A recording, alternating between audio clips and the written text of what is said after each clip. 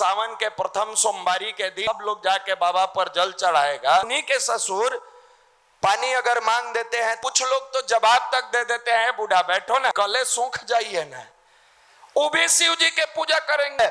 आपका चरित्र बताता है कि आपका मित्र कैसा है। इस कलयुग में अगर माँ बाप का जूता न लगा, थप्पड़ न लगा, बैकुंठ नहीं मिलेगा। आज जैसे शादी हो जाएगा, पत्नी के देख के कहेगा तमेव माता च पिता तमेव।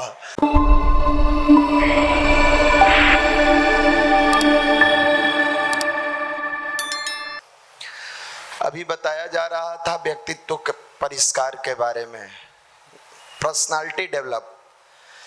आज का मैक्सिमम युवा बाहर में पर्सनालिटी ढूंढता है। लड़का हो या लड़की, जाएंगे पार्लर में, सज जाएंगे, हमारा पर्सनालिटी डेवलप हो जाएगा। लड़की लोगों से ज्यादा लड़का लोगों का पार्लर खुल गया है। हर कदम पर, हर चौराहा पर, कोचिंग के ऊपर, कोचिंग के नीचे, घर के ऊपर, घर के नीचे, चारों तरफ ही लोग खुश है।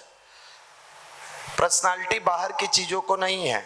बाहर से अगर निखरने वाला होता ना, आपको खूब बढ़िया रंग पोंत के हम चमका के भेज देते। फिर 5 दिन क्यों कराते हम लोग? अभी हमारे बहुत सारे सीनियर भाई हैं, 5 मिनट लगता है एक आदमी के पोंचाड़ा करने में, रंग पोंत के निकाल देता, पर्सनालिटी बन गया। हमारी पर्सनालिटी अंदर है और वो निखरती हमारे ध्यान, मेडिटेशन, गायत्री मंत्र से है। आप चाहते हो कि पर्सनालिटी को निखार ले शिक्षा से। कुछ लोगों के मन में यह भी भ्रम है कि हम पढ़ लिख जाएंगे तो हमारा पर्सनालिटी निखर जाएगा। कई बार भैया एग्जाम्पल दे चुके हैं कि कुछ पढ़े लिखे लोग अभी जेल में दिन काट रहे हैं, उनका पर्सनालिटी क्यों गड़बड़ हो गया। Limca book of world record में नाम लाने वाली लड़की जो सबसे कम उम्र की आईएएस बनी, झारखंड के जेल में दिन काट रही है। एक आईएएस बिहार के हैं, काफी नामी है, बिजली विभाग में थे। स्मार्ट मीटर के नाम पर इतना खेल किए कि बेउर में रोटी और खिचड़ी खा रहे हैं। पर्सनालिटी का मतलब होता है कि आपके अंदर साधना की क्षमता कितनी है। स्वाध्याय आप नियमितता पूर्वक करते हैं कि नहीं करते हैं। सेवा की भाव आपके मन में आ रहा है कि नहीं आ रहा है। हम लोग कोई बात कह देते हैं तो बहुत लोग गाली देने लगता है, लेकिन वास्तविकता यही है कि कल सावन के प्रथम सोमवारी के दिन हर घर से माता, बहनें, पुरुष, महिला सब लोग जाके बाबा पर जल चढ़ाएगा। भोला बाबा के शिवलिंग पर जल चढ़ाएगा। लेकिन उन्हीं के घर में, उन्हीं के माता, उन्हीं के पिता, उन्हीं के दादा, उन्हीं के दादी, उन्हीं के सास, उन्हीं के ससुर पानी अगर मांग देते हैं तो 3 बार नाक भाव सिकुड़ा के, और कुछ लोग तो जवाब तक दे देते हैं, बूढ़ा बैठो ना, बार बार पानी पिएंगे, पानी पिएंगे, कले सूख जाइए ना। वो भी शिव जी के पूजा करेंगी कल। वो भी ले जाके बेलपत्तर, उनका बेलपत्तर कोई काम का नहीं है, उसका कांटा उनको चुभेगा।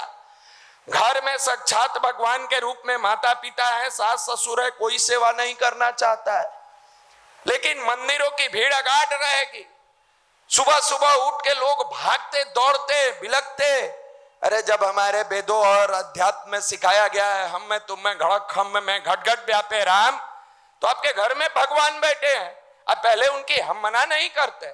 इसका मतलब ये नहीं कहते कि आप शिव जी पर जल मत चढ़ाइए, बेलपत्र मत चढ़ाइए, लेकिन घर में बैठे हुए बूढ़े बुजुर्ग को उपवास रख के, और कई परिवार की महिलाओं को हम लोग जानते हैं घंटा बजाती है 12 बजे तक, वो बूढ़ा बेचारा तड़प रहा है, उसका आंतड़ी सूख गया भूख से। आई तस्वीर पर लगे हुए ये कौन सा अध्यात्म है? ये कौन सी पूजा है? आप किस अध्यात्म को मानते हो? यहाँ जिंदा आदमी तड़प रहा है और भावनाओं में जिससे जुड़े हुए हैं उसके लिए आप पीछे जा रहे हैं। माफ करिएगा, ऐसी अध्यात्म होती ही नहीं है। हमारे यहाँ की तो अध्यात्म इतना प्यारा था, किसी और के गर्भ में पलने वाला किसी और के गोद में खेलते हैं, भगवान कृष्ण कहे जाते हैं। आज अपने माँ के गर्भ में पलता है, अपनी माँ के गोद में खेलता है। भगवान कौन कहे, इंसान नहीं बन पाता है, हैवान बन जाता है, और बुढ़ापे में उसी माँ बाप को ले जाकर वृद्धाश्रम पहुंचा देता है। इसी को सुधारने का काम अखिल विश्व गायत्री परिवार या युवा प्रकोष्ठ कर रहा है। आपके अंदर IQ है, इंटेलिजेंस कोसेंट जो होता है वो है, इमोशनल कोसेंट का अभाव है। हम लोग EQ डेवलप करते हैं।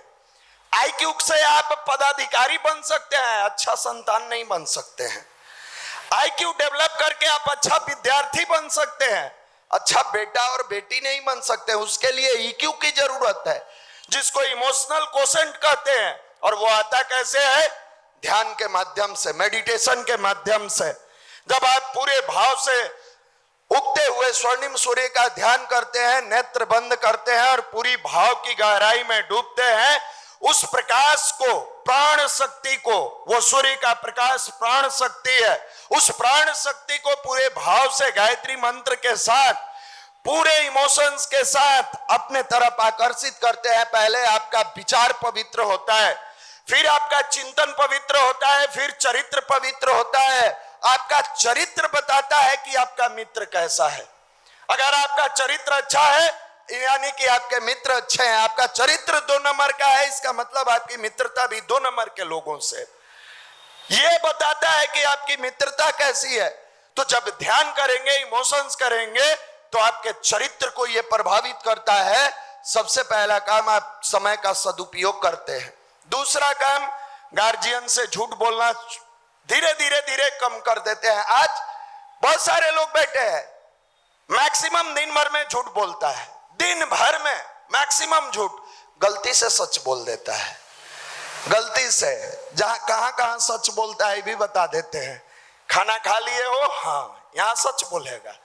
खाया है तो हाँ कहेगा, नहीं खाया है तो ना कहेगा। पढ़ रहे हो? हाँ, झूठ बोलता है, झूठ बोलता है। यहाँ मन लगा के पढ़े थे? हाँ, झूठ बोलता है। अच्छे से तैयारी चल रहा है? हाँ, झूठ बोलता है। दिन भर में 100 गो झूठ बोलता है, 1 गो सच बोलता है। खाली खाने वाले मैटर पर सच बोलता है, इसके अलावा हर जगह झूठ बोलता है। आप ठग किसको रहे हो? आप किसको बेवकूफ बना रहे हो? आज के 10 साल बाद आपके पिताजी रहेंगे कि नहीं आपको नहीं पता है। ऐसे तो 10 दिन बाद भी रहेंगे कि नहीं वो अलग चीज है, लेकिन हम मानते हैं कि एवरेज उम्र 60 साल की है। 60 साल के बाद आपके पिताजी रहेंगे कि नहीं कोई ठिकाना नहीं है। और 60 साल के आसपास जब आपकी नौकरी होगी तो यह भी तय है कि आपके पिताजी जींस पहन के नहीं घूमेंगे।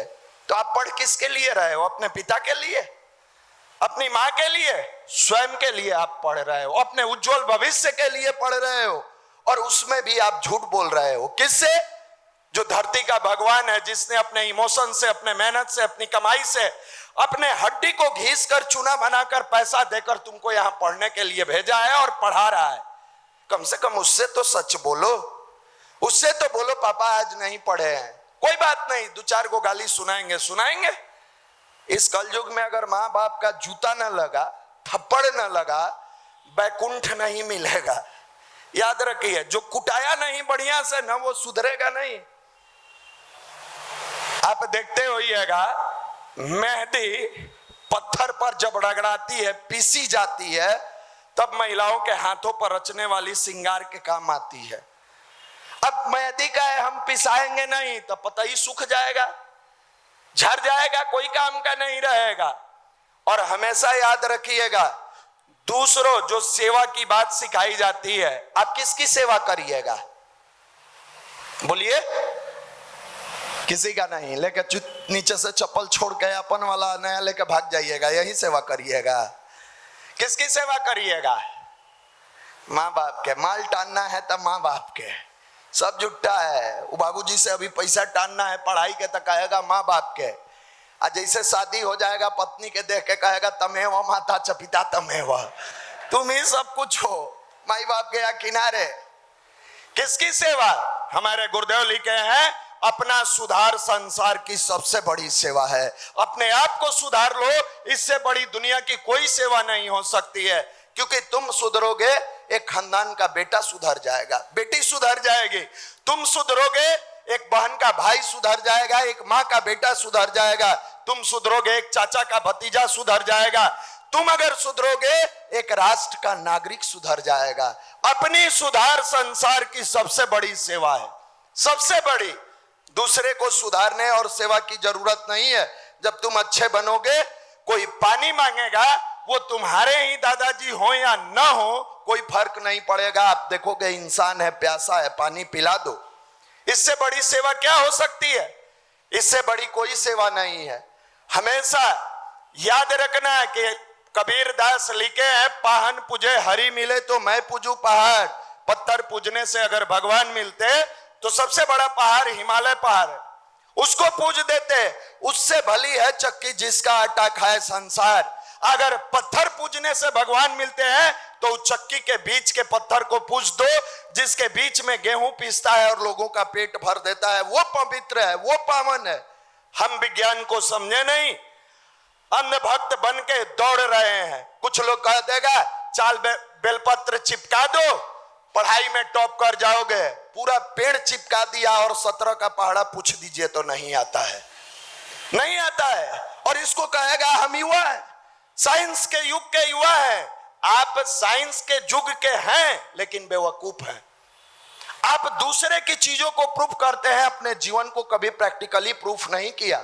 और प्रूफ करना है ना, ध्यान के माध्यम से करके देखो, जीवन बदल जाएगा।